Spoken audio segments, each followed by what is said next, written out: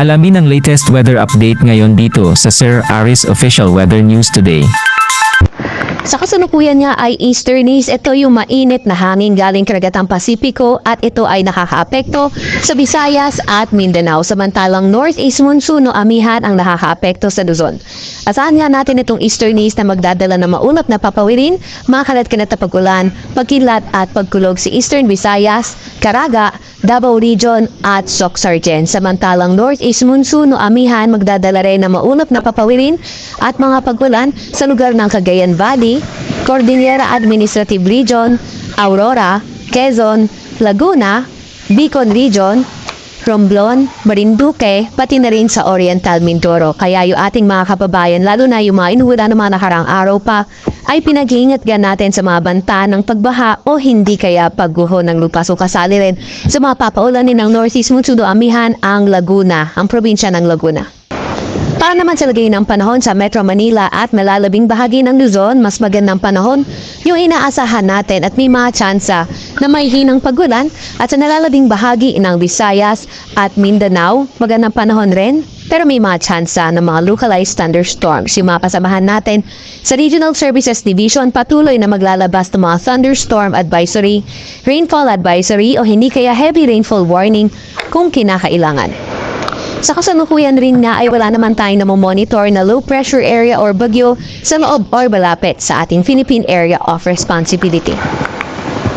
Para naman sa lagay na ating panahon bukas, asahan nga natin patuloy pa rin makakaapekto ang northeast monsoon sa Cagayan Valley, Cordillera Administrative Region, Aurora, Quezon, Bicol Region, pati na rin sa Oriental Mindoro, Romblon at Marinduque. Kaya ingat pa rin sa ating mga kababayan sa lugar na yan.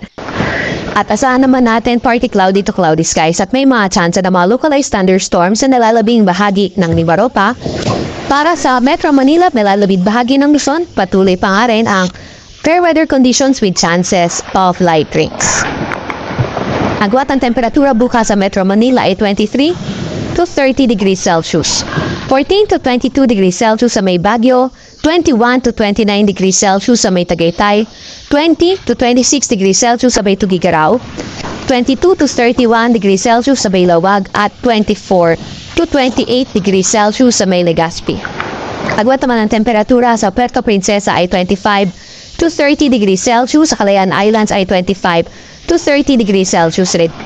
Para naman sa lagay ng panahon bukas sa Visayas at Mindanao, inaasahan nga natin na patuloy pa rin na magdadala ng mga paulan ng easterlies sa may Eastern Visayas, Caraga, pati na rin sa may Davao Region. Sa nalalabing bahagi ng Visayas at Mindanao, fair weather conditions na tayo pero may mga tsansa pa nga rin ng mga localized thunderstorms. Agwat ng temperatura sa Metro Cebu ay 26 to 31 degrees Celsius. 24 to 33 degrees Celsius sa may Zamboanga at 25 to 32 degrees Celsius sa may Davao. Meron din naman tayong nilalabas na weather advisory. Ito ay updated kanina alas 5 ng hapon kung saan katamtaman hanggang sa malalakas na pagulan.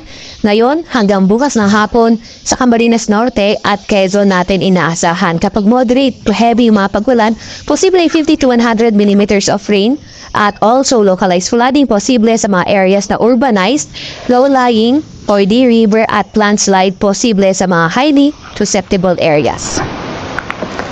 Bukas naman ng hapon hanggang Thursday ng hapon, may mga moderate to heavy rains din tayong inaasahan sa Isabela, pati na rin sa may Cagayan. Kaya, kagaya nga ng nababanggit natin, ingat lalo na sa mga inuulan ng mga nakarang araw pa sa mga banta ng pagbaha o hindi kaya pagguho ng lupa.